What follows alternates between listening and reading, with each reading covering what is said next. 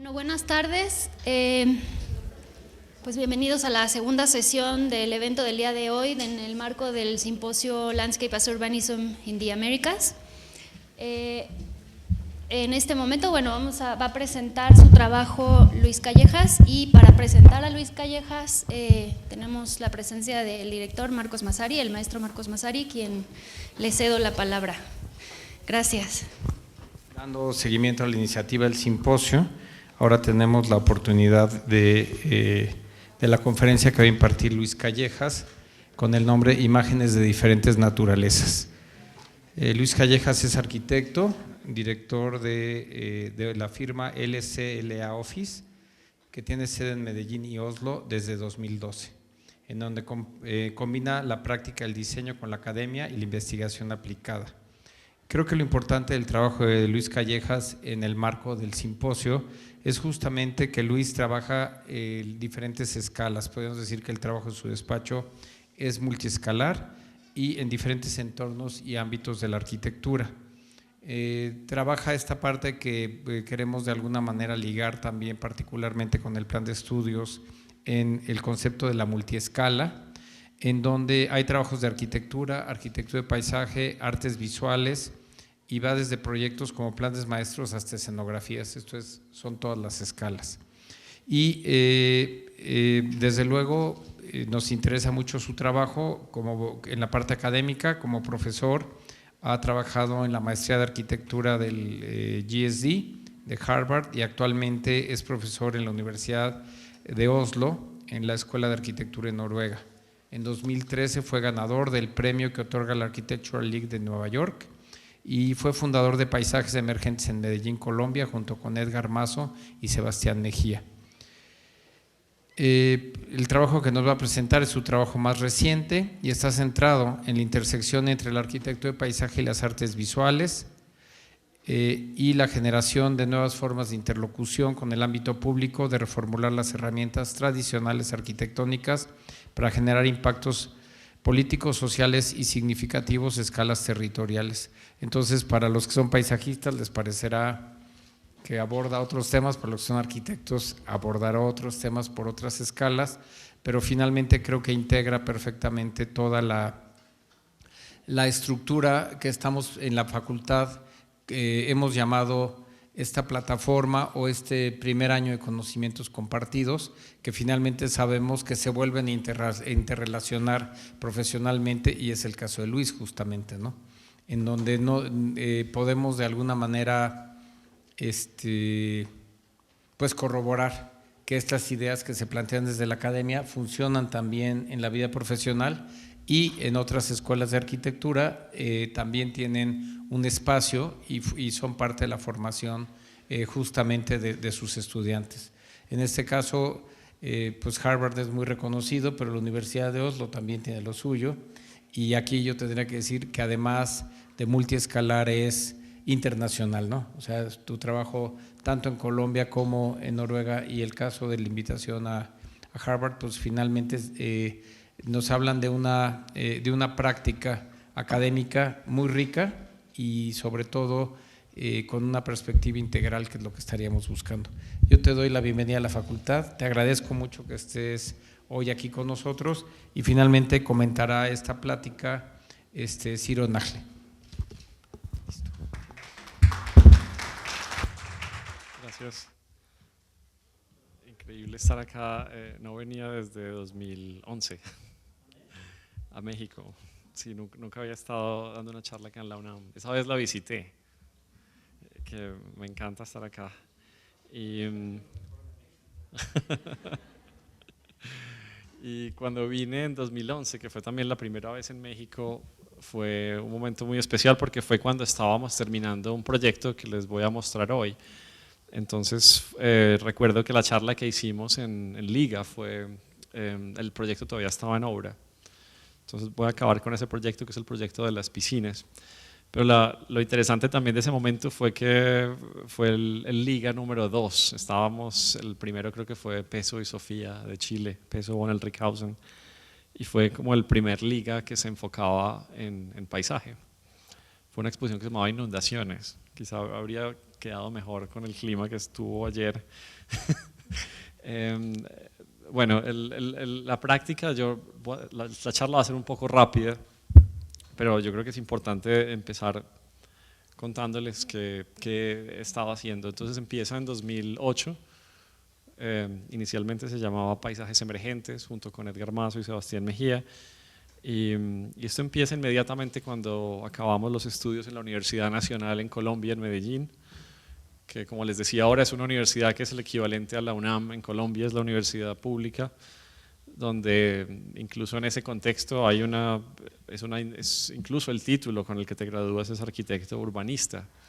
En ese caso no había mucha gente trabajando como paisaje o desde la disciplina del paisaje, porque realmente no existe en Colombia dentro de la universidad. Entonces decidimos empezar con este tipo de proyectos y tuvimos la gran suerte de ganar un concurso que inicialmente fue para un edificio, pero que nos permitió realmente construir un paisaje.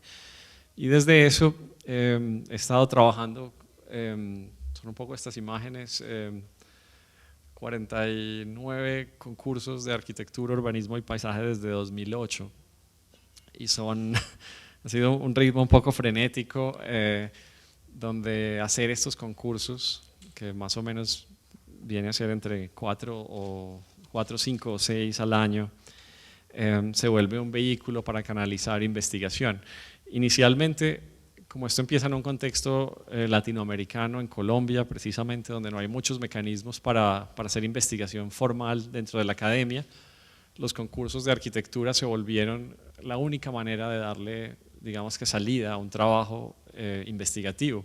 Entonces, en muchos casos los concursos no necesariamente eran para ser realizados, sino que se volvían la manera de canalizar investigación, incluso para mis socios en ese momento que estaban trabajando dentro de otras oficinas. Y en ese momento empezamos a trabajar una serie de concursos donde todos tenían algún tema que tenía que ver con paisaje, sobre todo con el agua. Y la manera como se entrelazan estos concursos empieza a dar una especie de línea de investigación al trabajo.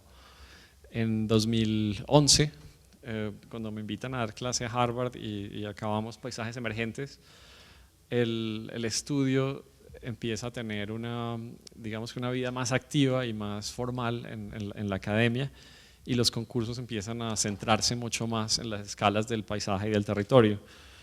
Yo creo que esto es natural y le pasa a muchas prácticas. Yo creo que en Estados Unidos, donde digamos que la academia es un poco más robusta y para decirlo directamente, digamos que te da para vivir, por lo tanto puedes hacer concursos que no necesariamente tienes que ganar, y es posible mantener, digamos que una especie de práctica especulativa sin necesidad de tener que recurrir a encargos más tradicionales como serían casas o interiores, que era precisamente lo que no quería hacer en ese momento en Colombia.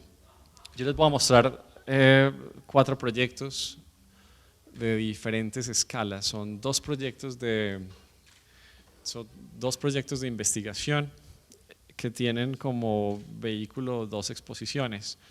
Uno es la Trienal de Oslo, el año pasado, que fue una trienal de arquitectura donde se hacía la pregunta, y esto no venía de mí sino de los curadores, se llamaba After Belonging. Se preguntaba por qué significaba pertenecer, cuestiones de migración, una especie de arquitectura expandida, y en ese momento muy sensible como a ciertas crisis que ocurrían o ocurren todavía en Europa, como migraciones, y en Escandinavia son particularmente sensibles a estas cosas. El otro proyecto es una exposición donde me invitan a presentar el trabajo en la casa de Richard Neutra en Los Ángeles. Es la casa BDL, que era su estudio, y me interesaba, digamos que desafiar la idea de que Neutra era simplemente un arquitecto, y tener, digamos que un diálogo a través del trabajo digamos que con una especie de vida oculta que tenía Neutra como paisajista. Bueno, vamos a empezar con este, que es el de la Trienal. Es un proyecto donde digamos que es la culminación de una pequeña publicación que hicimos que se llama Islas y Atolones, donde nos hacíamos la pregunta por las islas en el mundo que están bajo alguna suerte de conflicto territorial. Como ustedes se pueden imaginar, son muchas islas en el mundo, sobre todo en Asia, que dependiendo de quién sea el dueño de esta isla, cierto país tiene derechos a la pesca, al petróleo, o algunas tienen pasados muy oscuros, como ser bases militares, ser cárceles, ser sitios cerrados para experimentos. No sé si recuerdan cuando Chirac quería poner bombas atómicas en el atolón de Mururoa, por ejemplo. Entonces nos interesaba como todas estas especies de aberraciones que suceden en las islas, simplemente por el hecho de estar aisladas y por tener esta especie de capacidad de canalizar lo que cierto país o estado quiere manifestar en términos de ambiciones territoriales. Entonces empezamos a investigar islas en todo el mundo y terminamos escogiendo 40 islas muy diferentes todas, algunas en mar abierto, otras más cercanas a las costas. Esto yo creo que sería un caso típico, porque también creo que lo han seguramente visto, porque en las noticias ha estado muy presente, que son todas estas islas entre Filipinas y Vietnam, por ejemplo, donde si un país logra tener control sobre cierta isla, aunque la isla digamos que no tenga un paisaje o una ecología significativa, terminan teniendo un control sobre los derechos de pesca, por ejemplo. Entonces hay conflictos muy fuertes. Y en el otro extremo estarían islas, por ejemplo, como esta entre Suecia y Finlandia, que se volvió como el estudio de caso más interesante para presentar el proyecto de la Trienal, que es una isla donde la división de la frontera se hace tratando de ser completamente equitativo y para nosotros nos parecía un poco como, no digamos una crítica, pero sí lo asumíamos con un poco de sentido del humor, de hasta qué extremo se puede llevar esta, digamos que ambición de equidad escandinava.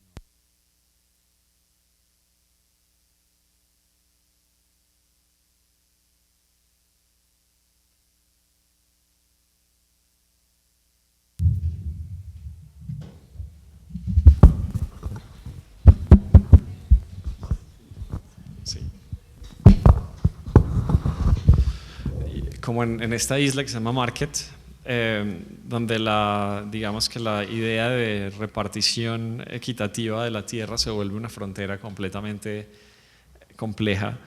La historia de esta isla es que Finlandia, como seguramente muchos saben, antes era Rusia, y cuando Rusia se estaba peleando por esta isla con Suecia, lo que hicieron fue que pusieron el faro en el lado sueco y ahí partieron la isla, pero el faro era ruso.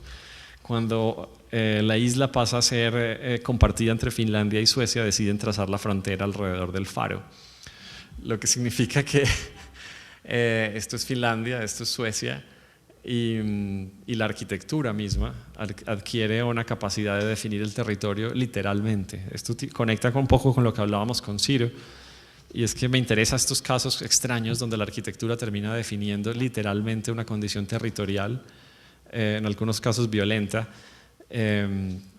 simplemente por ser cierto tipo de tipología, como el faro, por ejemplo. Ese es como un clásico, donde muchas veces un faro se pone en una isla no porque sea necesario el faro, sino porque es un mecanismo de reclamar un territorio. Dibujamos esta isla, esto es realmente lo que pasa, y estudiando un poco algo que seguramente conocen que se llama las leyes del mar, que son leyes internacionales con las que se hacen acuerdos para definir el territorio en el agua, nos damos cuenta de algo muy interesante, y es que lo que define el territorio marítimo es la topografía. De nuevo nos devuelve a este asunto de que en el paisaje y en este tipo de territorios, finalmente la tierra, incluso el fondo marino, se vuelve el mecanismo para definir la propiedad de las islas. Un ejemplo, islas, Deleuze incluso hablaba de esto como metáfora, pero directamente hay islas oceánicas, por ejemplo, cuando un volcán perfora la superficie del agua y esa isla puede ser reclamada por cualquier país, muy diferente que cuando una isla es continental, que es, digamos, la extensión de la plataforma continental que sale, y esa generalmente pertenece al país del que sea la extensión continental. Entonces, estas son todas islas en todo el mundo que tienen algún tipo de conflicto entre México, incluso está en varias de estas, Colombia, Nicaragua, Estados Unidos aparece en varias partes, y nos interesaba hacernos la pregunta de qué sería necesario en términos de modificación de la topografía para modificar la línea de separación entre estas islas y lograr una suerte de, digamos que, repartición equitativa escandinava. Entonces, digamos que esta era la ambición. Si hay dos países que se están peleando una isla, ¿cómo hacemos para partirla en la mitad? Obviamente esta es una proyección en planta completamente abstracta. Las islas, algunas tienen montañas, otras tienen playas. ¿Y qué pasaría si modificando la topografía estas fronteras empiezan a modificar? Entonces, obviamente se trataba de una suerte de ficción topográfica imposible, donde redibujar la sección de la isla repartiría de nuevo el territorio, mientras la planta, la proyección bidimensional, seguiría siendo la misma.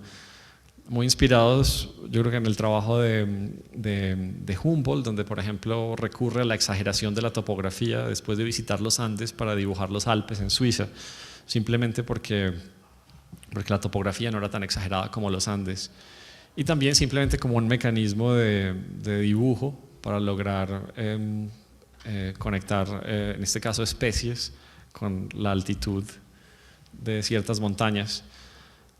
Hay artistas que han trabajado con esto. Quizá el más interesante para mí es Joan Fontcuberta, un fotógrafo especulativo español que hizo este trabajo a finales de los 90, seguramente algunos lo han visto. En este momento, si lo ven, no se ve tan de vanguardia. En este momento yo pienso que quizá para un fotógrafo fue una exploración increíble, en el que él usa un software militar en una beca que tenía en los Estados Unidos, para que simplemente lo que hace es que alimentas el software con una imagen bidimensional, en este caso un mapa, y el software te devuelve una imagen de un paisaje en muchos casos sublime, que es lo que hace él cuando retoca estas imágenes. Y lo que él hace es que empieza a alimentar el software con imágenes de pintura clásica holandesa y con imágenes muy provocadoras, que no tienen nada que ver con el original uso militar de este software. Pero realmente el software no importa lo que le alimentes bidimensional, te devuelve un paisaje modificado y perturbado. Bueno, el texto no lo voy a leer, hago una traducción rudimentaria rápida. Él engaña al software, en vez de introducir un mapa, introducía una pieza maestra de la pintura del paisaje o una fotografía, y el software está, digamos que, constrained, solamente está entrenado para devolverte un paisaje en un vocabulario limitado de montañas, volcanes, valles, ríos, océanos. A nosotros nos interesaba hacer un trabajo tridimensional, no como Fontcuberta, que era bidimensional, donde alimentábamos un modelo en Rhino, pues para ser muy directo, con la planta original de la isla, y hacíamos una modificación tridimensional en Rhino que después iríamos a imprimir, pero que más tarde se nos volvió un proyecto de cerámica, de hecho. Entonces lo que empezamos a hacer con estas islas fue que mientras la planta es precisa, y digamos que si alguien en la exposición ha visto esas islas en un mapa sería capaz de reconocerlas, la sección o la elevación es una ficción que te daría una nueva frontera entre las dos islas. Hubo un accidente que no fue planeado, y es que no encontramos cómo hacer esa impresión en 3D en cerámica y terminamos haciéndolo a mano. Entonces se volvió un trabajo increíble porque colaboramos con mi padre, que es ceramista, y casi que era mirando en la pantalla el modelo de Rhino y haciendo la transferencia manual. Yo he trabajado cerámica mucho desde que estaba chico también, pero obviamente las primeras salían horribles. Tuvimos que hacer como 100 islas. finales 40 empezaron a ser mucho más precisas. Y esta imagen está un poco oscura, pero lo que se dan cuenta es, vamos acá,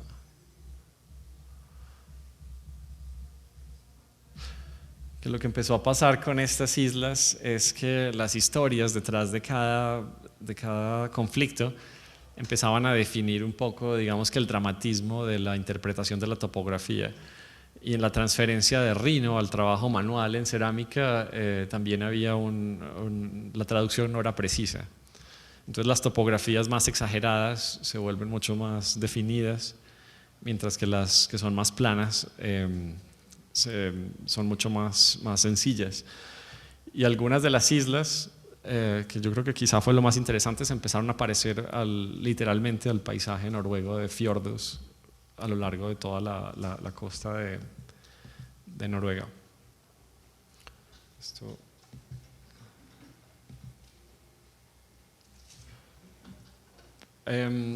Para resumir, es un trabajo de representación. Es un trabajo de representación donde se hace una especulación en la redefinición de una frontera al tener un territorio representado bidimensionalmente de forma precisa y en una ficción cuando es presentado como una sección. Esta fue una exposición que fue la primera exposición que hice en Estados Unidos, donde me invitaban, esta la hice con Charlotte Hanson, que es arquitecta, mi socia, y nos invitaron a hacer una exposición del trabajo en la casa de Richard Neutra en Los Ángeles.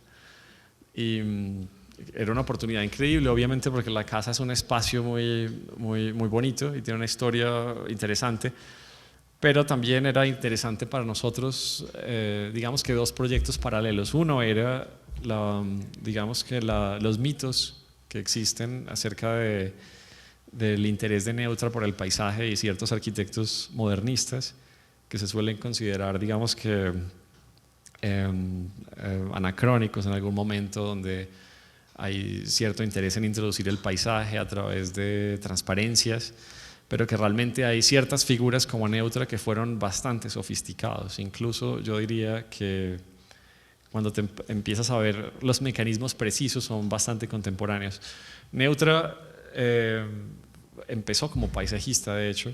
Él trabajó como paisajista después de la Primera Guerra Mundial y en Suiza, y luego fue el paisajista de Schindler en Los Ángeles, y trabajó como planeador y como urbanista, incluso antes de terminar en California haciendo una de las más exquisitas casas de la arquitectura norteamericana. Entonces nos interesaba ese cambio de escala, cómo empezó en grandes escalas, incluso trabajando con paisajismo, conocía las plantas y termina siendo un arquitecto paradigmático. Y cómo los mecanismos que introdujo en la casa le servían para tener relaciones con el paisaje de Los Ángeles. Eso es en Silver Lake. Muchos seguro los han visto, incluso son compartidos con algunos arquitectos modernos de la época. Yo creo que esto no es desconocido para los que son familiares con el trabajo de Barragán. Espejos, reflejos que traen el paisaje al interior. En el caso de Neutra yo creo que muy extremo, porque además en la casa experimental le interesa tener una relación directa con la reserva, que es un lago artificial. Entonces, por ejemplo, hay una terraza inundada que al estar en el penthouse se convierte como en una especie de horizonte continuo. Y cuando estábamos en ese momento, porque fue un encargo increíble, realmente nos fuimos a vivir allá 15 días, teníamos que producir la exposición, la casa está abierta todo el tiempo, nos tocaba en la mañana abrirle a los turistas que venían a verla y producir la exposición, y al final hacer una fiesta y un lanzamiento. Al mismo tiempo sucedía algo muy dramático, seguramente muchos recuerdan, y es esta sequía extrema que ocurría en Los Ángeles. Esto fue en el 2015, todavía está, y la reserva se estaba secando.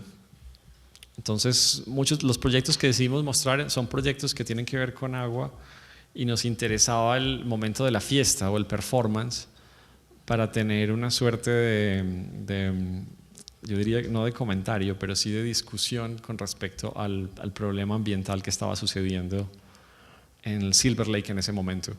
muchas de las personas que iban a ir a la exposición son personas que tienen el poder de decisión, de hecho, para definir el futuro de esta laguna. Muchos de los vecinos no quieren que esto se abra como un parque, obviamente, porque les interesa más como un espejo de agua, digamos que contemplativo. Y no sé si conocen la situación de la casa, pero está viendo no es una laguna, realmente es un tanque. Esta es la terraza, que es donde hacíamos la exposición. Es una fotografía de Schulman, creo. Y una cosa que nos interesó mucho, pero que resultó después, cuando estábamos ahí, fue la relación entre Neutra y su esposa. Y digamos que, bueno, mi esposa, que es arquitecta, es sueca, y estaba completamente, digamos que muy interesada en esta imagen del arquitecto modernista que trabaja con su esposa y generalmente termina haciendo siempre los textiles. Entonces, a ella le interesaba criticar esa figura, porque es algo que pasó con Neutra, que pasó con Mies, que pasaba con varios de estos personajes donde las mujeres en muchos casos les hacían las cortinas o los tapices. Entonces dijimos, bueno, hagámosle las cortinas a Neutra. Las cortinas para él eran muy importantes porque se volvían también el mecanismo de filtrar estas imágenes de la naturaleza al interior de la casa. Y fue cuando decidimos que la exposición sería un textil, que serían las cortinas, y para nosotros también era un proyecto interesante hacerle las cortinas a Neutra. Y las cortinas son unas cortinas en seda donde imprimimos, hicimos una impresión muy delicada, invertimos casi que todo el presupuesto en traducir los paisajes acuáticos de mi trabajo en las cortinas de seda. Y estuvimos 15 días cosiendo, planchando, tomando las medidas para hacerle las cortinas a Neutra. Y en ese momento venían los turistas, entraban todo el tiempo, y Charlotte no me dejaba tocar esto precisamente porque le interesaba la reacción de los turistas cuando entraban, sobre todo japoneses, que tienen un interés muy grande por Neutra, y nos encontraban o la encontraban a ella haciendo las cortinas de Neutra de nuevo. Yo por eso creo que es un proyecto paralelo también. Y finalmente terminamos, yo creo que conectando estas tres cosas. Una es el trabajo acuático, y las cortinas, que las abríamos o las cerrábamos en ciertos puntos para abrir las vistas solamente hacia la reserva de Silver Lake. Tiene que ver con la renovación de la casa también, porque lo último que le faltaban eran las cortinas. Es el esfuerzo del Cal Poly, que ha estado renovando la casa, y también era como que nos interesaba dejar esto en la casa. Y los jardines, que nos dejaron no reformarlos, pero hacerles un poco de manicure, digamos, también un poco como tratando de rescatar el proyecto de paisaje que ellos tenían. Este es un proyecto en Colombia, en Medellín, con Camilo Restrepo de la oficina Agenda. Hicimos en el 2013. Esto es Medellín, es un valle profundo, tiene más o menos 1000 metros de profundidad entre las montañas alrededor y el interior del valle, y más o menos 26 kilómetros de longitud. Aproximadamente 4,5 millones de personas viviendo en ese valle. El valle obviamente no puede crecer, es muy diferente que la situación de DF, donde la ciudad se extiende horizontalmente. En Medellín el 70% de la urbanización ocurre en laderas empinadas, y el río va por la mitad. ¿Esto qué quiere decir? Que lo plano es la excepción y no la regla. Es decir, que en este caso, en la ciudad de Medellín, sería posible construir un proyecto horizontal y plano y hacerlo quizás tan icónico como lo sería una torre en otra ciudad. Esto lo digo porque teníamos un lote plano en el centro. Acá nos interesaba otra conexión con un arquitecto moderno. Este es José Luis Sert. Yo no sé si algunos de ustedes han visto estos dibujos, pero este que está en la mitad es el plan de Le Corbusier para Bogotá.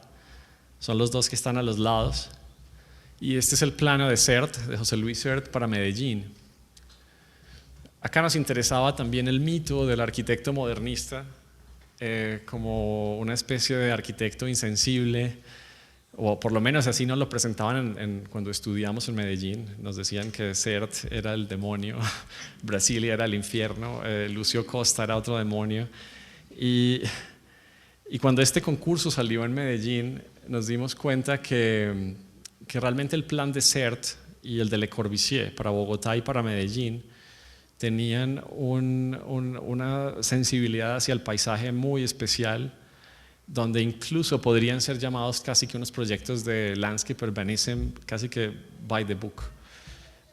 Y a eso me refiero, es porque el proyecto no fue ejecutado como debería ser, pero tanto en Bogotá como Medellín, Sert y Le Corbusier estaban mirando elementos geográficos como una inspiración mucho más fuerte que lo que se encontraron en términos de arquitectura, porque no era tan interesante. Entonces Sert está mirando las quebradas, son 53 quebradas en Medellín, que le parecen desde ese momento mucho más interesantes que el río, y Le Corbusier en Bogotá se encuentra con que las montañas de Bogotá son mucho más poderosas que la arquitectura tradicional, y el master plan está completamente direccionado hacia elementos geográficos y de paisaje. Hay algunos académicos que incluso se aventuran a decir que esta experiencia en Latinoamérica le cambia la visión a Le Corbusier y lo vuelve un arquitecto mucho más sensible hacia estas formas del paisaje de esa escala. Estamos hablando de los Andes con montañas de 3.000 metros al lado de una ciudad. En el caso de Bogotá, esta imagen yo creo que es la que dice más. Es muy diferente que el dibujo de Buenos Aires, el dibujo plano. No es de Buenos Aires, es de La Plata, ¿verdad? Buenos Aires. En el caso de Bogotá es el perfil de la montaña.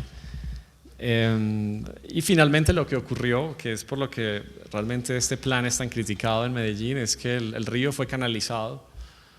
El río tiene 17 kilómetros canalizados en concreto, y fue lo único que se implementó. Las quebradas se dejaron libres, pero el plan que tenía Sert era que las quebradas iban a ser el eje estructurante de la ciudad y que el río se volvía digamos que la arteria de transporte.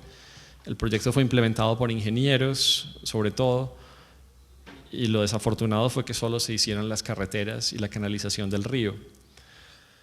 En ese momento yo estaba en GSD en Harvard y logramos ver los archivos de Sert, donde están algunos de los dibujos, donde se muestra que a él le interesaban esas quebradas. Esos son algunos de los primeros sketches que hicimos, donde nos preguntábamos qué pasaría si volviéramos a la sensibilidad de paisaje del proyecto original de Sert y desviábamos los recursos. De recursos me refiero es al dinero del proyecto, y en vez de trabajar con el río, trabajamos con las quebradas, lo que lo volvería un proyecto mucho más realista, porque es más fácil limpiar una quebrada que limpiar un río. Y a partir de esto trabajar, digamos que con la experiencia, que es realmente la experiencia más interesante que tiene Colombia en los últimos años, que es el desarrollo de edificios particulares con funciones cívicas muy precisas como bibliotecas, jardines infantiles. Y digamos que eso es lo que nos parecía que era el expertise, la experiencia principal que había en Colombia, más allá de recuperar un paisaje. Cuando el concurso fue planeado, ellos estaban mirando el río en Corea, en Seúl, estaban mirando el río en Madrid, y son proyectos que suceden en países donde hay firmas de ingeniería que son capaces de trabajar con el paisaje. Entonces el proyecto nuestro también lo que hacía era criticar un poco el concurso y decir, bueno, es que el río es imposible de limpiar, y no es porque no tengamos la técnica, es simplemente porque las obras que se van a desarrollar no son capaces de ser, no van a ser capaces de, las firmas de ingeniería no van a ser capaces de hacerla. Entonces era un proyecto muy sencillo, era poner edificios precisos, redefinir el futuro de los concursos en Medellín a lo largo del río, y cada edificio tendría una conexión directa con las quebradas que vienen desde los cerros. Es decir, que en lugar de limpiar el agua del río, estaríamos limpiando el agua de cada quebrada, y cada edificio tendría alguna función acuática específica. Entonces sería una biblioteca con piscina, una biblioteca con tanques. Y en vez de hacer un proyecto de master plan para el río, el master plan es definir el futuro de los concursos en Medellín, donde se harían edificios en el futuro que tendrían alguna relación con el agua. Los collages eran muy directos, realmente son casi que imágenes de piezas de arquitectura muy genéricas sobre el río, mientras que las intervenciones con vegetación y paisaje irían subiendo hacia la montaña. Y los edificios, cada uno se comportaría como un tanque. Esto es casi que como un placeholder para un edificio. Y lo importante sería que el agua sucia iría por el río, mientras el agua limpia de la quebrada es la que se usa para algún tipo de intervención. Y alrededor de estos edificios es donde se generan, digamos que parques un poco más convencionales, y finalmente la quebrada terminaría conectando partes de la ciudad que están desconectadas precisamente por la diferencia topográfica entre la altura de las montañas y la parte baja del río. Ya se han hecho esfuerzos en Medellín que nos sirvieron de inspiración. Uno de estos es EPM, que construyó estos tanques que limpian el agua, la sacan del río, la limpian, la vuelven a meter, solo 6 metros cúbicos de agua por segundo, que no es nada. Y entonces el proyecto es muy sencillo, es simplemente detener el agua un momento antes de tirarla al río y tener piscinas, porque ya tienen el agua limpia, pero la están volviendo a tirar al río. Y mientras en el norte era un proyecto mucho más de contener el agua para generar paisajes, digamos que un poco más emergentes, sin programa, o digamos que esperando un programa, porque son zonas que están mucho menos urbanizadas. Y este proyecto este es el que les decía, cuando vine a México en el 2011 estaba en obra, cuando estábamos haciendo la exposición en Liga. O sea que algunas de las fotos que les voy a mostrar ya hablan también como del proceso en el tiempo de este proyecto.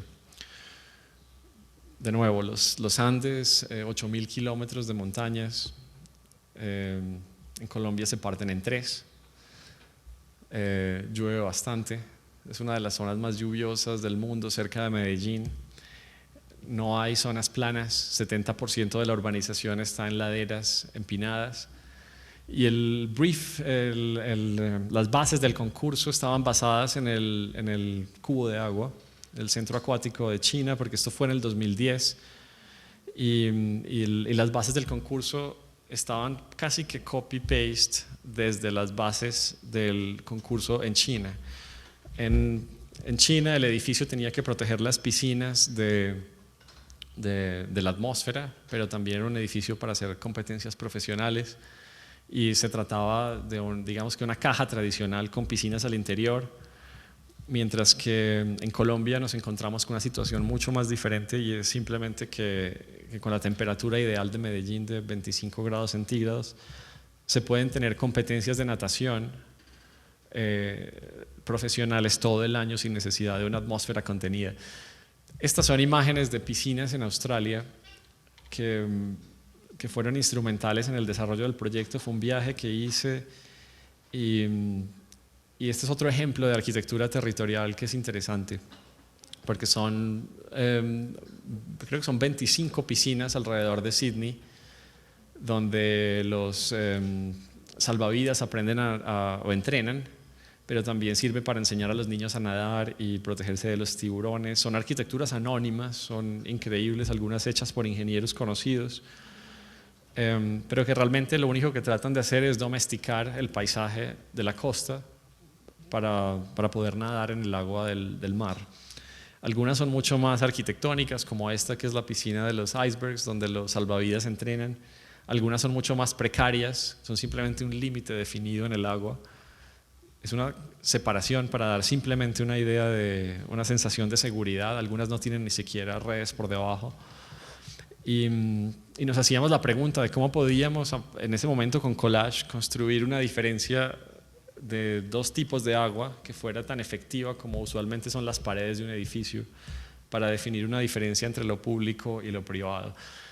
Si ven algunas de las imágenes con cierta relación con el trabajo de Álvaro Siza, es importante, y es porque si vemos imágenes como esta que recuerdan las piscinas de Leca de Palmeira, el trabajo de Siza se trata de domesticar el paisaje y de adaptarse al paisaje, no necesariamente diseñar el paisaje.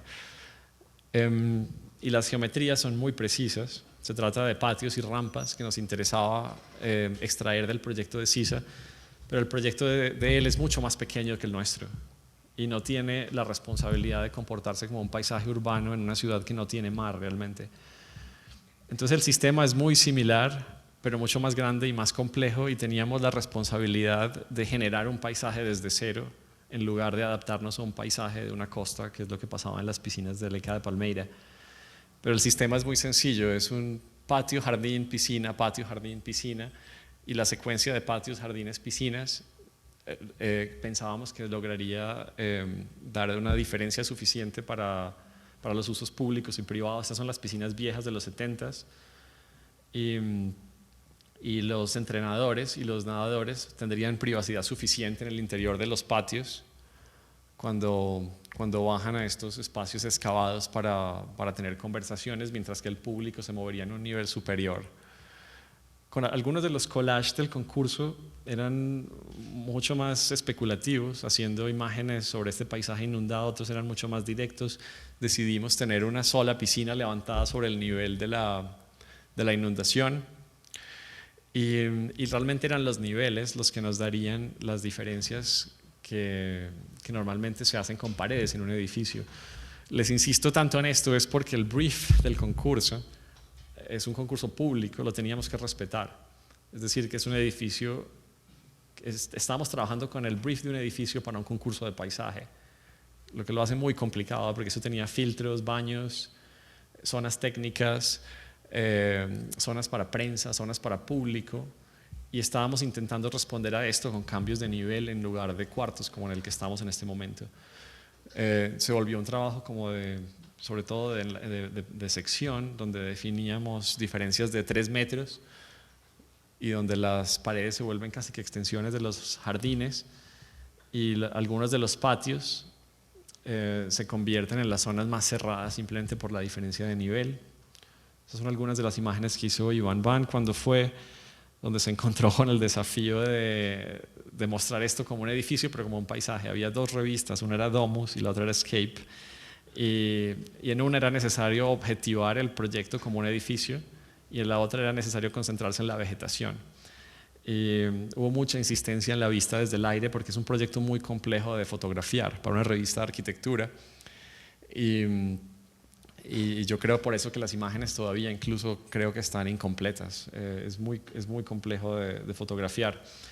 Empezaron a ocurrir cosas interesantes, como que otros deportes, otras actividades empiezan a pasar en la calle que abrimos, simplemente porque es más interesante tener actividad pública al lado de las piscinas que en la calle. Se pueden imaginar, es una ciudad compleja, es decir, no es tan grande como Ciudad de México, pero es una ciudad lejos del agua. Quiere decir que si introducimos agua en el entorno urbano se vuelve atractivo, y otras personas empiezan a venir para utilizar el edificio o parque para un fin muy diferente que el de las competencias profesionales. Eso significa que el proyecto se empieza a comportar como un parque. Los interiores de los baños, de los camerinos, se convierten también en oportunidades para tener jardines, incluso en los momentos más banales, como las duchas, por ejemplo, hay oportunidad de tener los jardines, mientras que las rampas se convierten no solamente en el recorrido entre las piscinas y los patios, sino también el mecanismo para realmente tener contacto con los jardines. A algunos nadadores no les gusta, porque les parece que hay que circular mucho y solamente quieren ir del baño a la piscina directamente. Es decir, es un proyecto que no es eficiente con la circulación, pero las circulaciones, cuando hay público que visita, se convierten casi que en una especie de parque. Yo diría que es el desafío más grande para romper este límite entre edificio público y paisaje. A mayor circulación, menos eficiencia, pero son circulaciones que cuentan como espacio público. Y la situación en Medellín, esto es familiar seguramente acá en México, es muy densa, es una ciudad baja de ladrillo, tiene 1.4 metros de espacio público por habitante, lo que significa que cualquier oportunidad de tener espacio abierto se vuelve utilizada. Entonces realmente garantizar personas transitando a lo largo del edificio es sencillo, es simplemente porque no hay mucho espacio para hacerlo. Y lo que aparentemente es una geometría un poco convulsa en planta, realmente no es tan compleja porque son diferencias de nivel muy bajas. Entonces un poco como miramos mucho el trabajo de Scarpa, por ejemplo. Cuando Scarpa hace una diferencia de nivel de un par de centímetros y la ves en la planta, pero realmente empieza a definir texturas en sección que no se vuelven obstáculos para caminar, pero que requieren un grado de trabajo, digamos que bastante complejos. Pero también referencias importantes, como por ejemplo el trabajo de Miralles, este asunto casi que telúrico, donde las contenciones se vuelven la arquitectura. Y el único edificio que levantábamos del nivel superior de las piscinas es la entrada. Este es un edificio rarísimo porque realmente lo que queríamos era tener una plataforma para observar la actividad de nado, pero realmente no tenía excusa de programa. Entonces pusimos la enfermería, todo el programa que lo teníamos disperso en el concurso lo metimos debajo, la enfermería, los baños, pequeños depósitos, y eso se volvía la estructura de esta plataforma porque había necesidad de tener algo elevado. El alcalde nos hacía mucha presión de que un proyecto de paisaje no era tan icónico como el edificio que inicialmente habíamos encargado en el concurso, y era necesario tener algo levantado. Por eso también levantamos la piscina de nado sincronizado. Y finalmente también quiero admitir que teníamos un interés escultórico, puramente escultórico, que es muy difícil de manifestar con un proyecto horizontal. Entonces en este, digamos que proyecto predominantemente horizontal nos interesaba tener una pieza un poco más escultórica, aunque el programa, digamos que fuera un poco más banal. Eran estos baños y camerinos con la tribuna hacia las piscinas de nado sincronizado. La piscina de nado sincronizado, la operación es inversa, es decir, el patio se vuelve una plataforma, pero funciona de la misma manera. Los nadadores suben, se encuentran acá con el entrenador, acá conversan con el entrenador, toman la rampa y nadan. Es lo mismo que sucede con los patios, y estos espacios son privados cuando hay una competencia, es decir, que el público no tiene acceso.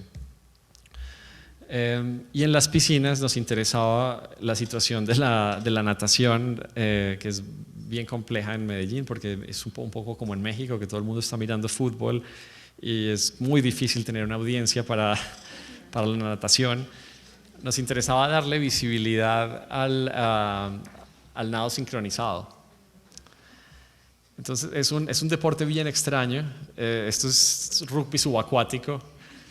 Aparentemente solo se hace en Canadá, Australia y Colombia, y lo que significa que tienen muy pocos fondos.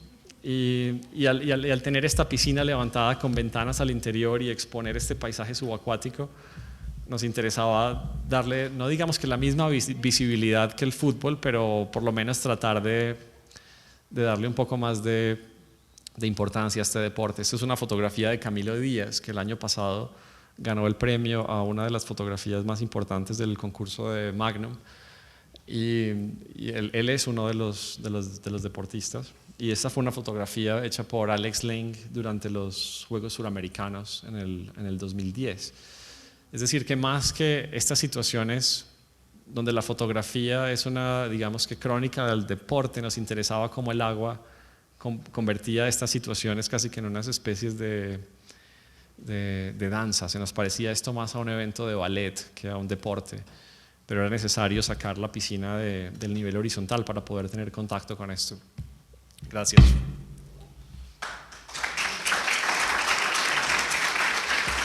Buenas tardes nuevamente. Vamos a dar paso a los comentarios.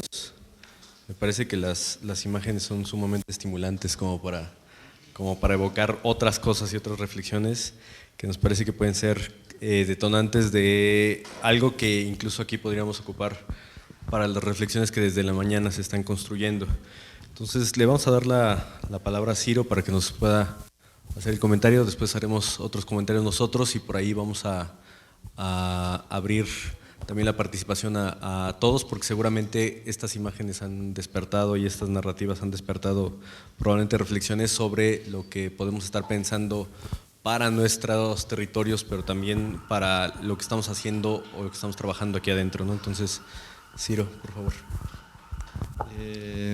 Uno reconoce cualidades en el trabajo que son muy precisas y a la vez muy poco identificables.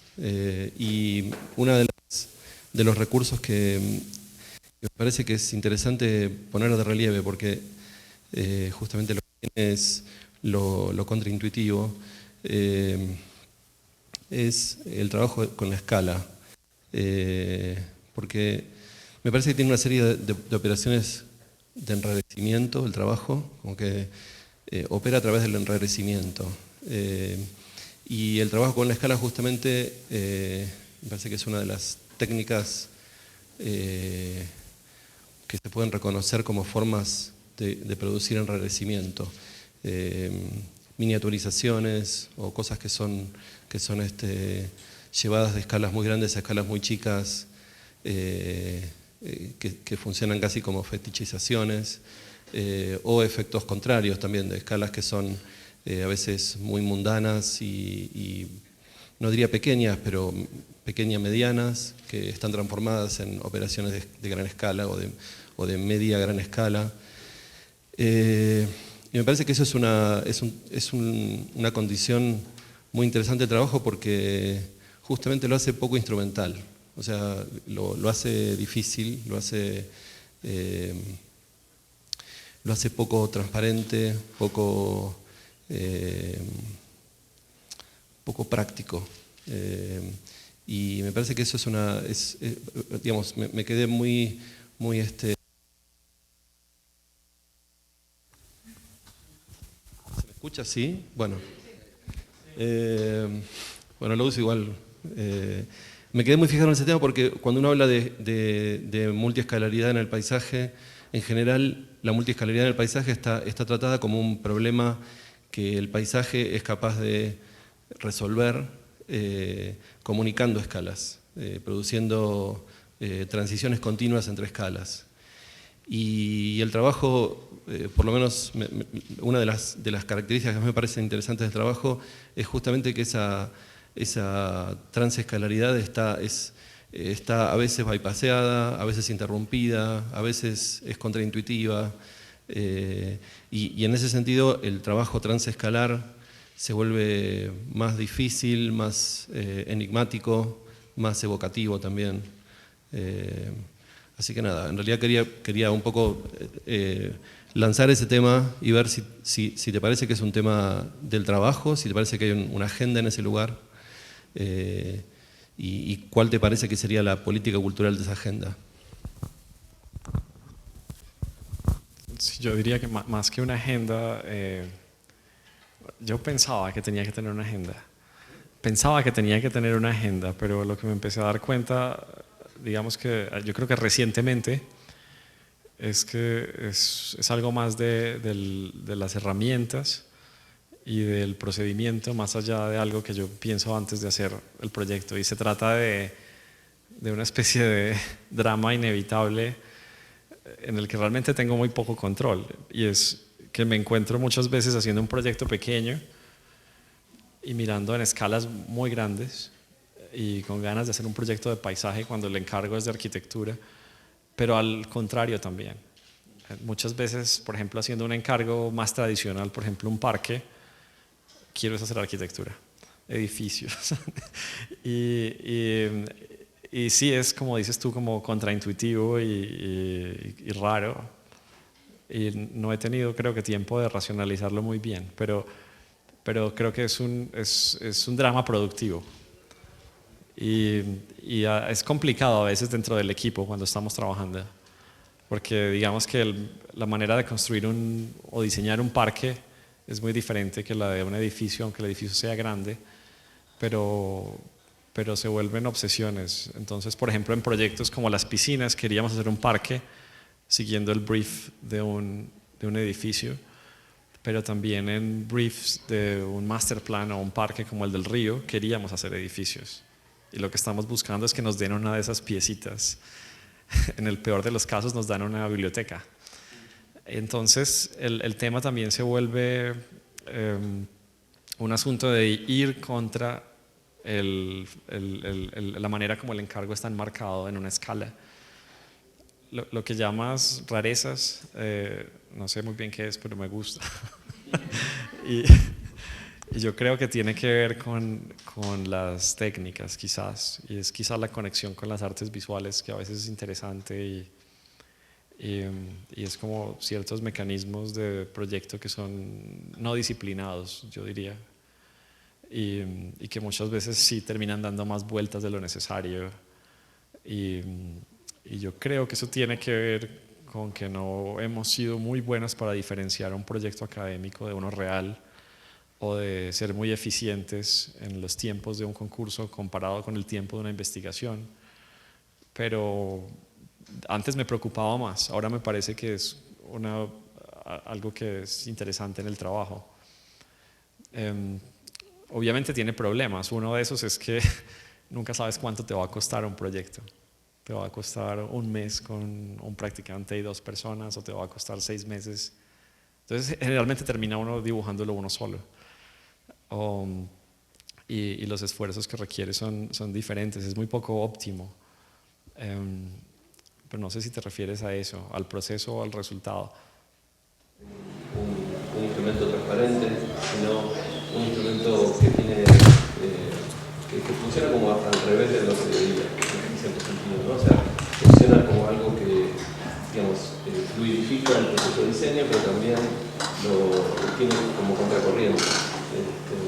Pero tenía más que ver con la relación del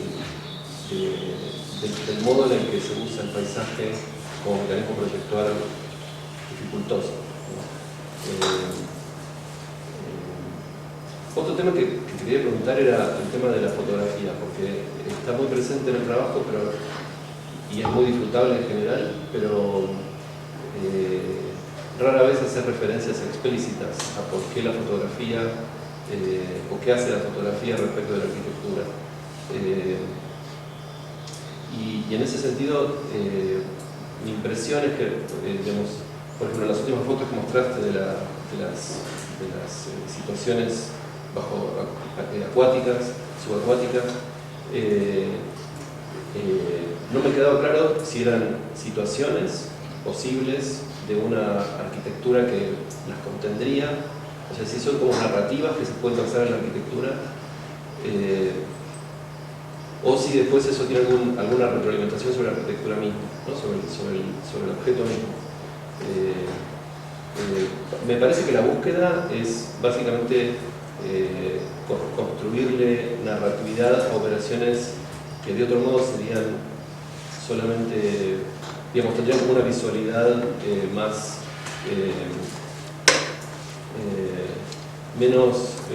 con menos inercia, digamos. Lo que le genera la fotografía en general a las imágenes es que le da narrativa, ¿no? Pero me preguntaba sobre la relación entre la narrativa y la organización, o sea, de qué manera lo narrativo que la fotografía devuelve a la arquitectura se vuelve arquitecturizado de vuelta. Sí, esa pregunta me gusta mucho porque respuestas. Una es el uso de la fotografía en los procesos, que es yo diría que muy importante, porque cuando empezamos a trabajar con paisaje en el 2007, 2008, no teníamos esas herramientas. Y la fotografía se volvió una manera casi que muy intuitiva de coleccionar lugares y paisajes, que muy rápidamente se volvió una manera de dibujar, y por eso los collages son tan importantes en el trabajo. Y entonces muchas veces cuando preguntan por la consistencia de los dibujos, de los colores, de la temperatura de las imágenes, es porque son todas hechas con estas imágenes que hacen parte de un archivo. Y digamos que ese archivo se volvió el equivalente, como para otras oficinas, son archivos de maquetas donde hacen un proyecto, no funciona, lo archivan y vuelve a otro proyecto. Las maquetas estas azules de las oficinas holandesas, que ha sido importante en mi caso porque es una oficina muy móvil. Entonces muchas veces somos 2 personas, 1 persona, de repente 6. y hemos estado en Medellín, Canadá, Estados Unidos. Entonces digamos que construir un archivo digital útil para el proyecto ha sido fundamental para poder mantener un estudio funcional. Y la fotografía ha sido muy importante. Y la fotografía de los proyectos termina en los collages de nuevos proyectos. Entonces, por ejemplo, las fotografías subacuáticas de nadadores que parecen en una danza han terminado en concursos en Noruega, y las imágenes vuelven, y aunque la fotografía haya sido hecha en Colombia. O fotografías hechas en Australia, como las que hice en ese viaje, que no son inspiración, sino que son realmente utilizadas en el collage. Rastreamos las geometrías y son utilizadas muy directamente en el proyecto. Y la tercera, yo creo que situación importante es la comunicación interna con el equipo cuando trabajas sobre todo en Latinoamérica. Y es que cuando trabajas con arquitectos jóvenes o practicantes, el proceso es muy raro, no es intuitivo. Entonces hacer collage muy rápidamente se vuelve una manera fácil de mantenerlos como entusiasmados con el proyecto. Y porque no es un proceso, el proceso de un proyecto de paisaje es muy diferente. Y son generalmente personas que están acostumbradas a hacer edificios. Entonces aparecen los collages muy al inicio, se reiteran a lo largo del proceso y realmente son la única imagen que representa el proyecto, porque digamos que los mecanismos más tradicionales como el modelo en 3D o el AutoCAD no necesariamente reflejan el proyecto o para dónde va el proyecto. Entonces los equipos se ponen muy nerviosos. Eso lo descubrimos, digamos, con el tiempo, pero esa es la otra, digamos que situación importante de esos collages y las fotografías. Algo que a mí me llamó la atención justo fue que esa es la referencia al primer acercamiento con Liga, y justo recordé la última intervención de Camilo Restrepo en Liga, donde también hacía curiosamente, no sé si lo hayan comentado, en algún momento se haya generado esa condición de hacer una referencia al paisaje a partir de una serie de cortinas con las cuales interviene el espacio de Liga. Y al final, pues pareciera que uno está viendo cortinas de baño con un paisaje construido de la vegetación, pero que nos hablan de unas ciertas veladuras que se van construyendo a partir de una interpretación que él después desarrolla en un ensayo también bastante lúcido. Pero siempre pareciera que estamos frente a una disyuntiva, sobre todo en el terreno o en el territorio de lo latinoamericano, cuando siempre estamos entre esta disyuntiva entre lo necesario y lo posible, ¿no? Por ahí Carlos González Lobo hace siempre esta insistencia entre lo que podemos hacer con los recursos que tenemos a la mano. Y ahí me llama la atención esta condición, porque justo lo que se decía en la mañana es que estas invitaciones eran para poder, pues, tratar de entender otras perspectivas, otros razonamientos que incluso nos hablan de cómo estamos pensando la disciplina hoy. Y en el caso, por ejemplo, de lo que hemos visto, estamos hablando de que no necesariamente estamos hablando de la disciplina tradicional, moderna, de lo arquitectónico, sino que los caminos son diferentes, los resultados evidentemente son diferentes, y por lo menos a mí me quedó la duda de qué tendría que saber un alumno para poder hacer esto, ¿no? O sea, ¿cuáles son los caminos con los cuales se puede construir una parte educativa, incluso tendiendo a lo no formalizado, como para poder generar toda una serie de herramientas o toda una serie de discursos que le permitan a un estudiante poder construir narrativas que evidentemente abrevan de otro tipo de sensibilidades, de otro tipo de disciplinas, y que finalmente están partiendo, están fisurando cosas que pueden caer en el ámbito del paisaje, pueden caer en el ámbito de lo arquitectónico, pero finalmente no están ni en uno ni en otro campo, ¿no? Entonces, sí me parece interesante, incluso yo creo que esa pregunta le extiendo también a Ciro, ¿qué elementos son los que al final nos queda como para comprender, por un lado, lo latinoamericano, para saber qué hacer cuando hay una serie de necesidades apremiantes con las cuales uno tiene que lidiar cuando vienen encargos públicos, cuando hay concursos con los que hay que resolver las cosas, y que finalmente los recursos no dan para tanto. Y al final, ¿hasta dónde queda esa condición de lo posible cuando los recursos son tan limitados en espacios donde sí los paisajes tienen un peso, la historia tiene un peso tan particular, pero finalmente la precariedad a veces pesa demasiado?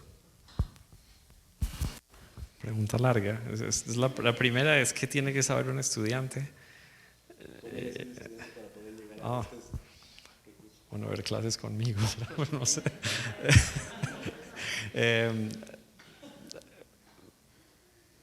Yo creo que para lograr tener un método indisciplinado hay que ser muy disciplinado. Y entonces yo creo que a veces es fácil confundir, digamos que como lo describía Ciro, la rareza o la ineficiencia y aparente desorden del proceso se confunde fácil con digamos que una suerte de indisciplina. Y cuando doy clases lo que hago es hacer todo lo contrario. Yo creo que hay una aproximación a través de referentes que es muy importante, pero se mezclan los referentes del arte casi con la misma jerarquía que los de la arquitectura o el paisaje. Las herramientas también son muy importantes, entonces como por lo menos concentrarse en una o dos herramientas que te funcionan para el proceso. Yo creo que eso depende mucho de qué escuela lo hagas también, pero digamos que enseñar la herramienta se vuelve parte muchas veces del estudio cuando doy clase. O digamos que la aproximación crítica a una herramienta, por ejemplo, si es el collage, no se trata de hacer collage para representar el proyecto, sino la manera de construir el collage es parte en sí misma del brief, del estudio, y es tan importante como el proyecto. Y al final el tema de la narrativa, que ustedes dos hablaron de eso, no es tan importante realmente, pero es necesario. Y es necesario más como una herramienta para evitar que los estudiantes fetichicen la herramienta mucho. Entonces es más una herramienta, yo creo que para mí, cuando ves que un estudiante quizás se está distrayendo mucho por la herramienta, le pides una narrativa, pero no es que la narrativa sea el proyecto. Y lo último es que los proyectos de paisaje, como hablábamos esta mañana, necesitan que la tierra, el plano horizontal y la deformación del plano horizontal o la vegetación sean el mecanismo de expresión principal. Entonces, cuando trabajas con arquitectos, a mí me gusta mucho enseñar paisaje a arquitectos y arquitectura a paisajistas. Es muy importante trabajar con herramientas que te permiten operar con el plano del terreno, porque en muchas escuelas no lo saben hacer. Yo creo que en Latinoamérica, por ejemplo, en Colombia particularmente, o en Suiza, por ejemplo, o en Portugal, donde los arquitectos están entrenados para saber nivelar un terreno y saben dibujar unas cotas, es muy diferente que, por ejemplo, en Norteamérica, en una escuela en Nueva York, donde generalmente se les da una manzana con 4 líneas y el edificio es autónomo. Y quizá por eso también el edificio se vuelve casi como un terreno, cuando no hay terreno. Pero digamos que sí, depende de dónde estés haciendo el curso, es importante trabajar con una herramienta que te permita operar con el terreno y la vegetación. Después está el tema de las plantas, que yo no soy un experto en plantas.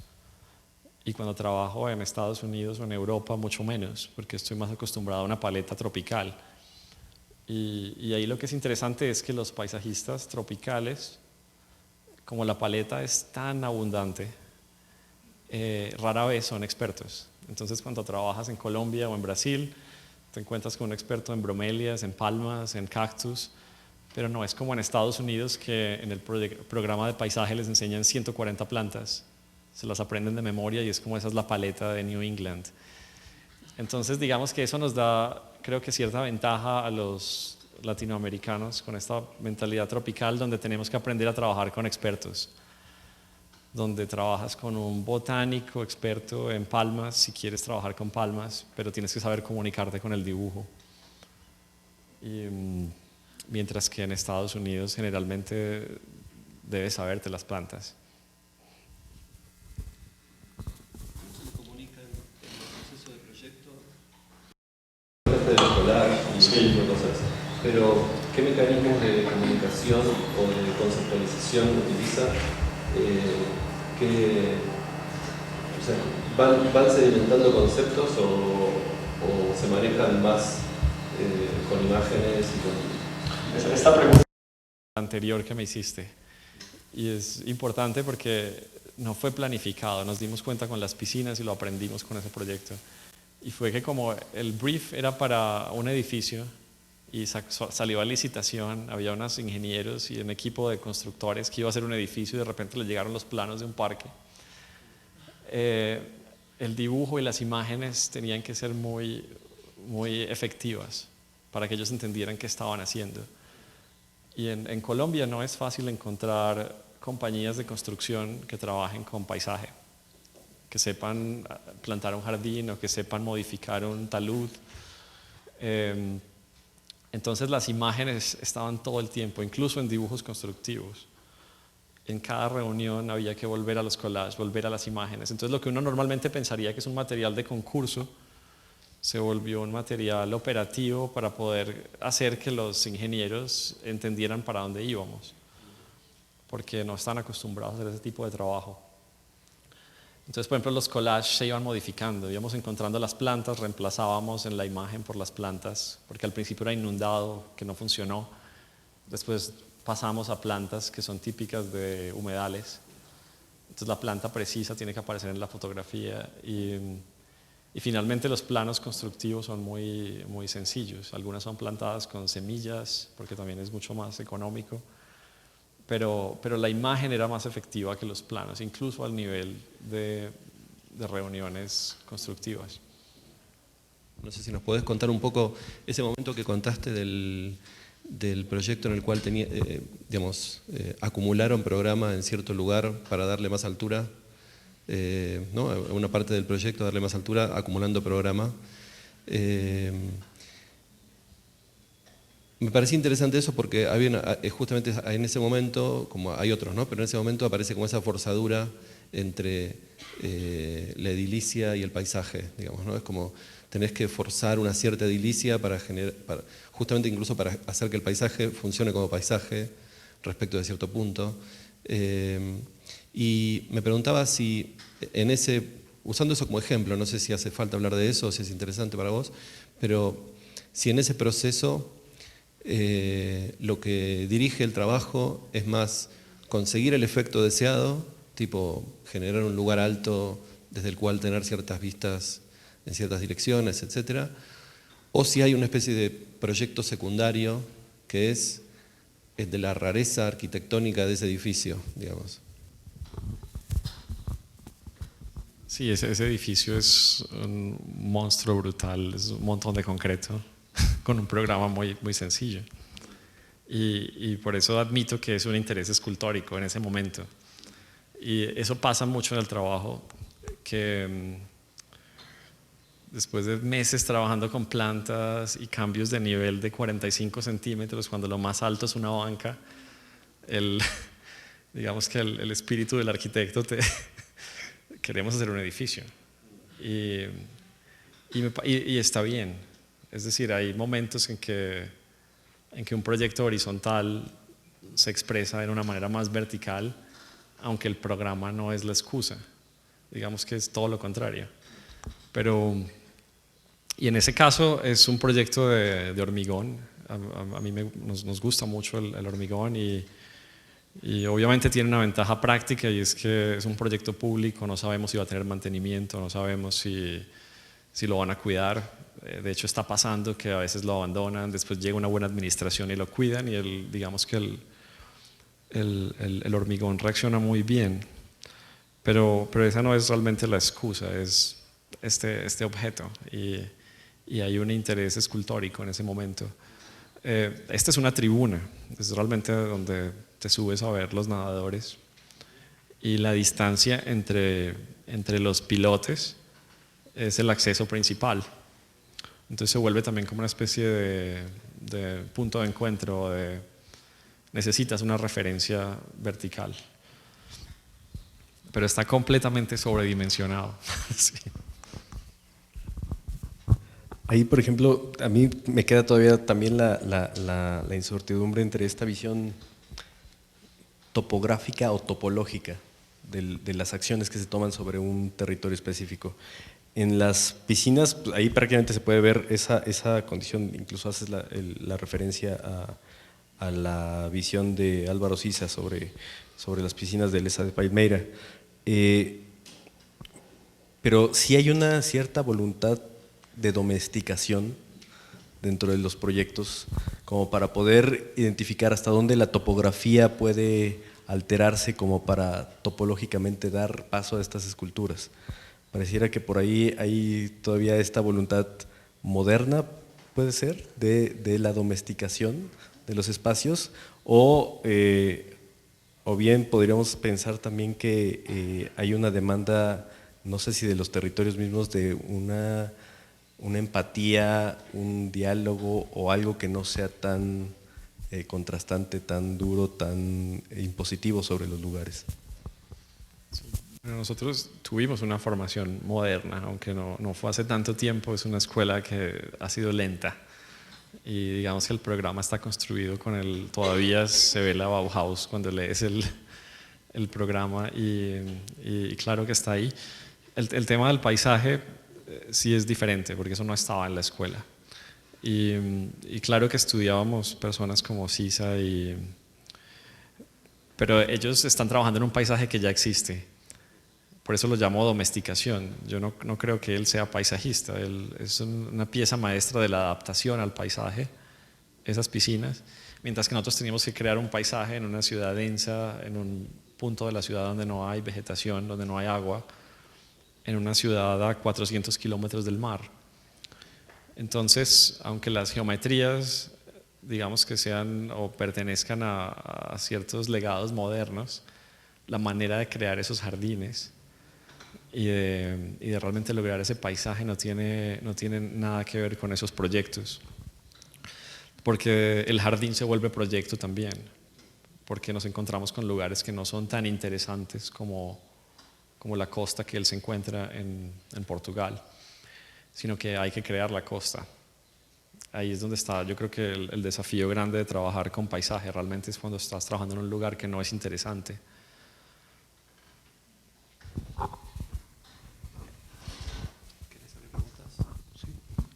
No sé si haya dentro de los asistentes alguna pregunta, algún comentario como para poder abrir la conversación.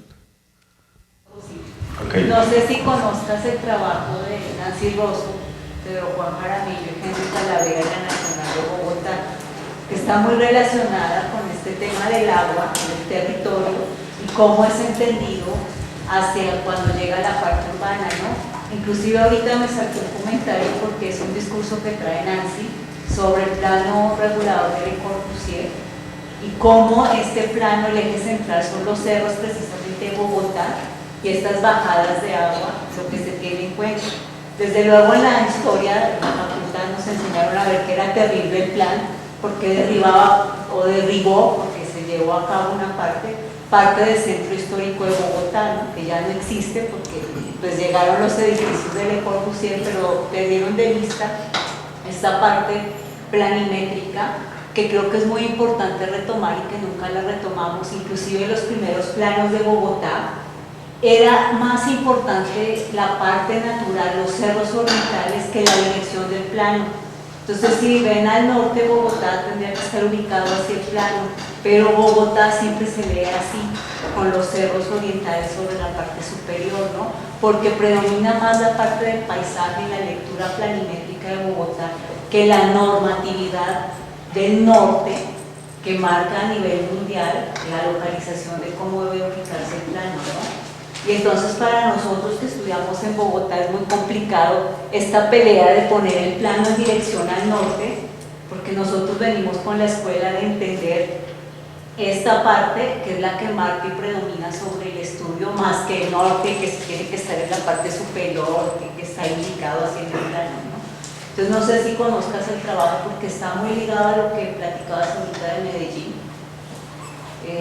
Inclusive traen investigación profunda ahí en el Instituto de Arquitectura, Territorio, y no me acuerdo, aquí tengo un documento de ellos, respecto a este tema de la parte del paisaje, respecto a lo que pasa con el proyecto arquitectónico, ¿no? Como tal. Una pregunta a cada uno, así lo que no nos respondió de pronto un poco los procedimientos que los alumnos, un poco la pregunta de Canek, cómo hacen los alumnos para generar, digamos, manejos territoriales, ¿no? ¿Qué procesos pueden llegar a cabo en relación también a un proceso que sea territorial, urbano y arquitectónico como un producto final? Y para Luis es un poco lo de las islas, que fue como creo que una experimentación que te aportó o que has utilizado, que te quedó de todo ese procedimiento de las islas dentro de tu proceso de diseño, ¿no? De proyectación arquitectónica. Sí.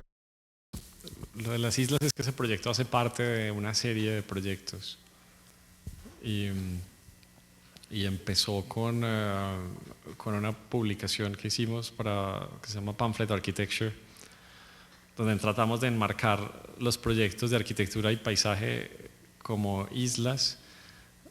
Es una metáfora que ha sido usada por muchos arquitectos, pero queríamos un poco como contradecir el trabajo digamos que de Ungers y de Koolhaas, donde utilizan la isla como metáfora para poder trabajar con la exclusión. Entonces, dejando el espacio en blanco, dibujando solamente los monumentos, lo utilizan en Berlín precisamente para poder trabajar un proyecto casi que a escala de diseño urbano, dibujando muy poco. Mientras que en el caso nuestro lo que decíamos es, bueno, si te interesa el paisaje y eres capaz de contener todas las complejidades del paisaje en una geometría definida, quizá lo puedes llamar isla también. Entonces es muy diferente porque son más como islas literales, donde tienes un límite, donde hay una ecología, hay un ambiente, hay unos edificios, a veces son del tamaño de un edificio y tienen la escala usualmente de la arquitectura, y ese es el trabajo que teníamos en ese libro. Y después de eso ha habido proyectos como muy precisos que han experimentado con la isla como metáfora, pero también la isla, literalmente la isla, como el de este proyecto, donde es, yo diría que fundamentalmente un trabajo para comparar la sección y la planta, dos proyecciones, digamos que clásicas del dibujo de arquitectura. Entonces nos interesaba cómo la gente en una bienal reconoce la planta de una isla si la han visto en un mapa, pero no tienen ni idea de cómo es la topografía. Entonces la puedes cambiar, y muchas de las personas que visitaron la exhibición creen que esas islas son así, porque las presentamos así, con esos códigos. Yo no sé si hacemos mix.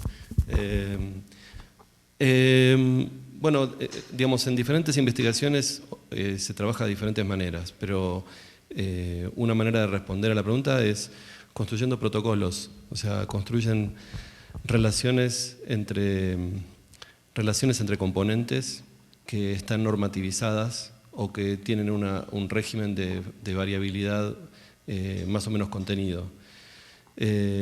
Digamos, y después concatenan protocolos unos con otros y construyen organizaciones más complejas a partir de esas concatenaciones. Eso es un trabajo, digamos, es una de las maneras de desarrollar el trabajo, ¿no? Que es más como por ensamblaje de protocolos y construyendo complejidad a partir de la variabilidad que cada uno de esos protocolos tienen dentro de esos ensamblajes. Considerando que esos protocolos son como, de alguna manera, organizaciones prearquitectónicas, ¿no? No sé si contesto la pregunta. ¿Otro comentario? ¿No? Arquitecto Carranco.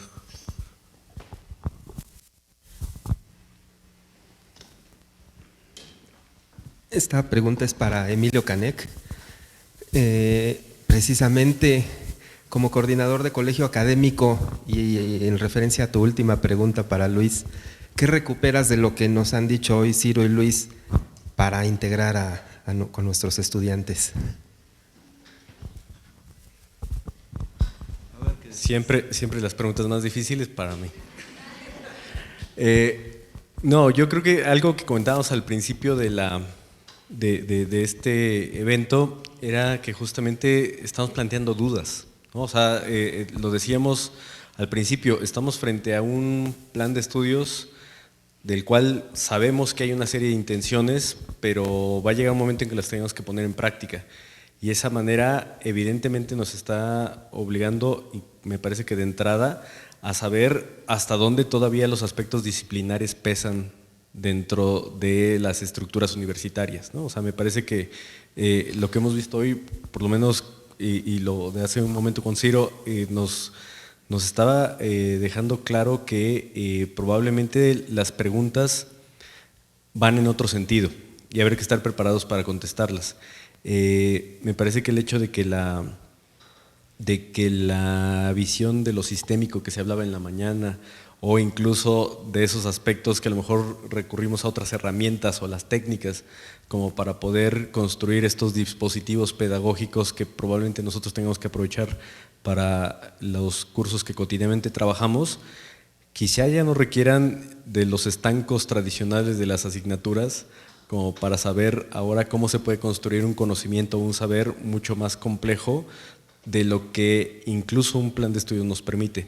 Me parece que ahí viene el reto más importante, ¿no? Hasta dónde tenemos la capacidad de disolver un poco esas fronteras como para saber hasta dónde podemos empezar a entender en otras claves, ¿no? Y ese yo creo que es el gran reto que tenemos como para poder saber que probablemente lo que viene va a ser empezar a construir ese diálogo permanente entre elementos pues, de las diferentes asignaturas de las diferentes áreas y que de alguna manera nos van a permitir pensar creativamente, ¿no? Yo creo que ese es por lo menos a mí me queda evidentemente la crisis que con estas presentaciones es natural tener, sobre todo para saber ahora cómo evitar que los alumnos caigan en ese pensamiento del siglo XX que probablemente es natural que todavía estemos como tratando de escaparnos sin tener las respuestas claras, ¿no?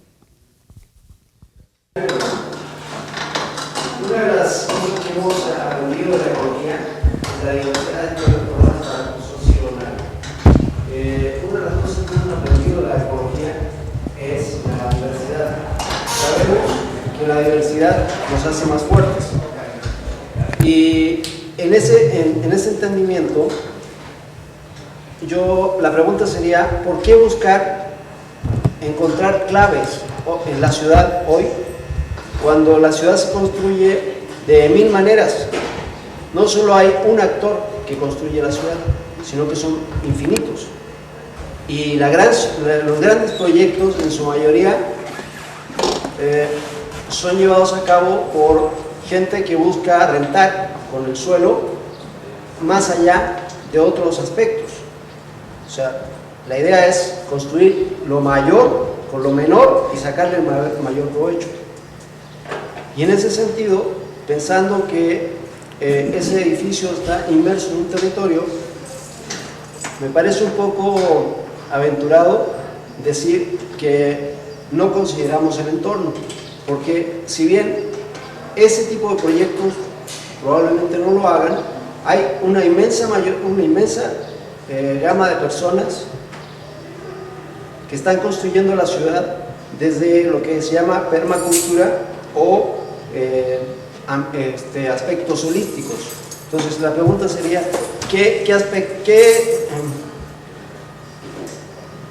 ¿cuál sería su visión respecto de estos elementos que son la holística y la permacultura? A mí me interesa mucho el problema del poder del arquitecto.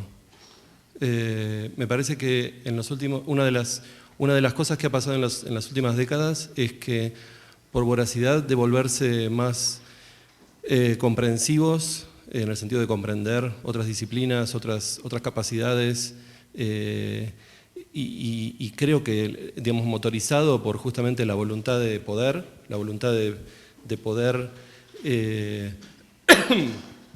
incorporar a nuestro conocimiento otras formas de conocimiento y volvernos necesarios o como mínimo menos dispensables. Me parece que hubo un efecto paradójico, que es que en la misma búsqueda del arquitecto o de la arquitectura como disciplina de volverse más poderosa, siendo más abarcativa o más inclusiva respecto a otros conocimientos, hubo una pérdida de especificidad y una pérdida y una cesión que no tiene que ver solamente con una forma pública del arquitecto, sino también con una convicción de la arquitectura para el arquitecto. Y me parece que los arquitectos somos o por lo menos hemos venido siendo en los últimos tiempos, personajes muy extrañamente, no sé si diría generosos o ingenuos o desapegados respecto del conocimiento disciplinar. Pero me parece que eso tiene sus costos. Que los arquitectos hablemos de permacultura, o hablemos de ecología, o hablemos de biología, o hablemos de tantas otras disciplinas que pueden ser interesantes para dotar a la arquitectura de un conocimiento más vasto y más rico y más necesario en la cultura contemporánea, no quiere decir que dejemos de hablar de arquitectura. En ese sentido me parece que digamos, en todo caso, a mí lo que creo respecto de la relación con el contexto, tal como lo estás poniendo, me parece que es una postura disciplinar, básicamente, incluso antes de ser un problema figurativo de los edificios. Yo creo que es tiempo de que reconstruyamos algún tipo de amor propio respecto de la disciplina. Y es tiempo que empecemos a definir en qué consiste lo disciplinar, más allá de que nos interesen conocimientos foráneos, extraños, nuevos, completamente interesantes y desconocidos para el arquitecto. Me parece que es tan importante eso como su reinscripción dentro de la disciplina. Conozco que tú conoces al respecto. ¿Qué harías? ¿Qué propondrías? ¿Estás seguro de hacerme esa pregunta? No, el tema es que ignoro mucho de la universidad. O sea, puedo decir cosas que son completamente fuera de contexto, quizás. Entonces, no tengo problema en arriesgar un par de consejos. Y gracias por preguntar. Pero, digamos, todo esto es para disculparme de antemano de lo que pueda llegar a decir. Yo creo, o sea, hoy incluso en la conversación al principio, creo que hay como escenarios de mayor o menor impacto dentro del currículum, ¿no? Un escenario que yo veo como un escenario de menor impacto dentro del currículum y seguramente efectivo es el que comentaba de la intensificación y densificación de las actividades extracurriculares. Me parece que eso es como es un tipo de actividad que prácticamente no tiene costo, no tiene costo político, no subvierte estructuras, no desafía territorios personales construidos en el tiempo, y sí me parece que genera, digamos, tensiona las estructuras de una escuela. O sea, ese trabajo no es un trabajo sencillo, o sea, no se trata de organizar más conferencias o armar formatos nuevos siquiera, sino hacer que ese tipo de actividades se transforme en un foro donde realmente se pongan en juego los conocimientos dados dentro de la escuela. Y eso creo que tiene todo un trabajo como curatorial y de planteo de temas y de formatos que involucren tanto a gente invitada afuera como a profesores internos de la casa, formatos que generen debate, y tienen mucho de fracaso y menos de éxito, pero también tienen poco costo a nivel organizativo o a nivel de la acreditación, ese tipo de cosas. Desconozco, por ejemplo, cómo funciona el presupuesto dentro de la escuela, pero yo encontré que esa es una herramienta muy interesante en ese sentido. Después me parece que otra herramienta, y que tampoco sé cómo funciona en la escuela, el tema de la investigación. Me parece que es importante construir modalidades de investigación múltiples, ¿no? O sea, digamos, desdibujar la idea de que la investigación tiene que tener una serie de formatos como burocráticos y súper rigurosos, y en cambio construir modos de investigación que tengan una relación mucho más fluida con la enseñanza, ¿no? Como hacer que la enseñanza tenga algún costado investigativo, preliminar, una formación de un material para hacer investigación, o una serie de experimentos que pueden volverse investigaciones eventualmente, o asociaciones parciales entre faculty que eventualmente puedan formar grupos de investigación, sin que sean necesariamente, literalmente la enseñanza es investigación, pero sí como desdibujando esa cosa así como acartonada de la investigación, ¿no? Ese es otro mecanismo que me parece que tampoco tiene tanto costo y se puede desarrollar con una normativa blanda.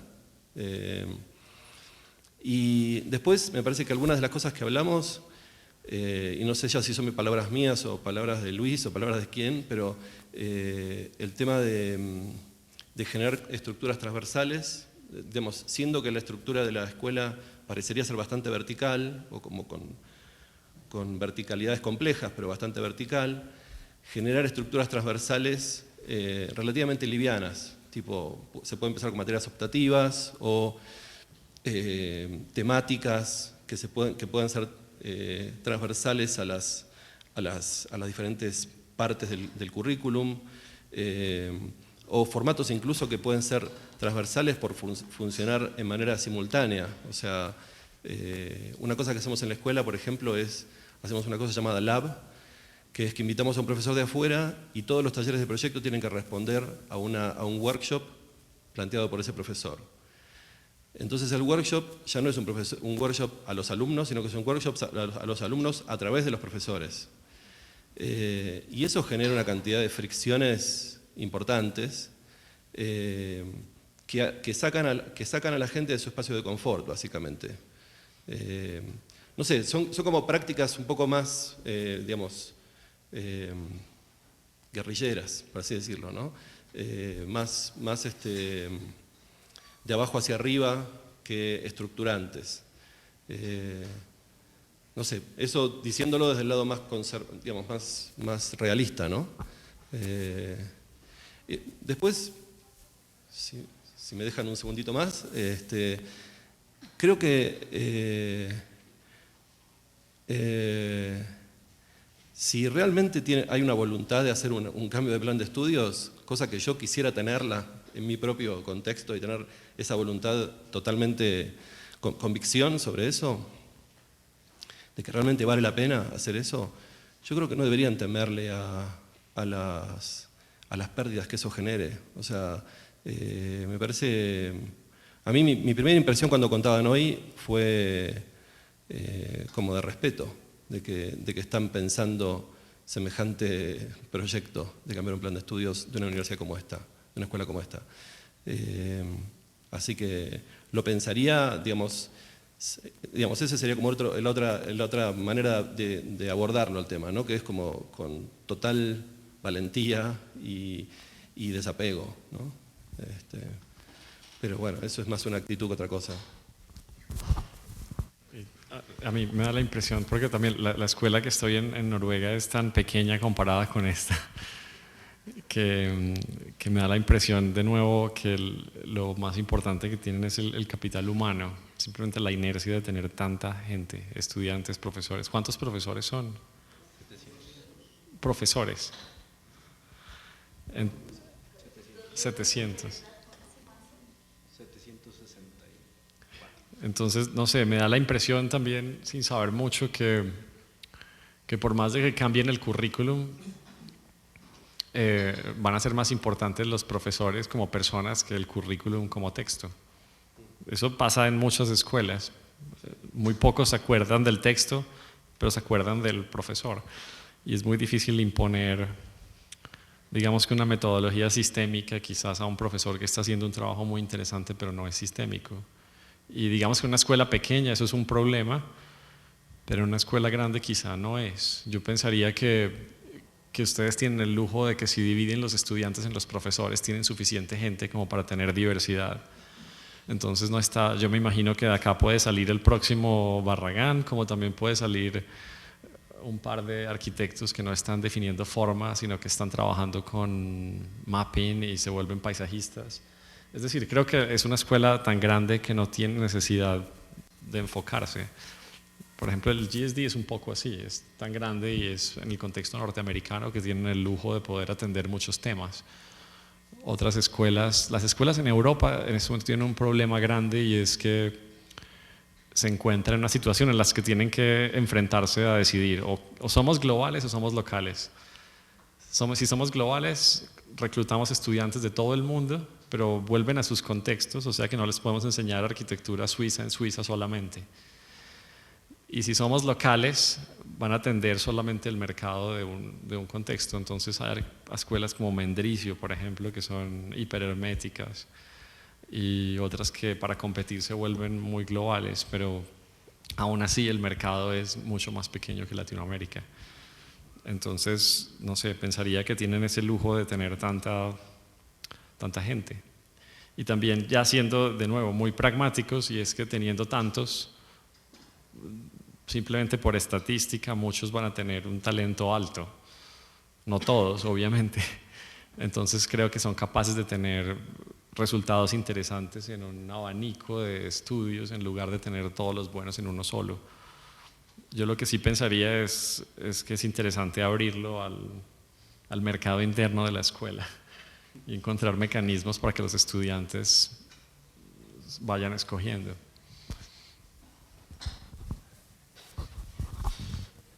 Bueno, pues si no hay más comentarios, les agradecemos su presencia. Bueno, pues si no, gracias entonces por estar aquí.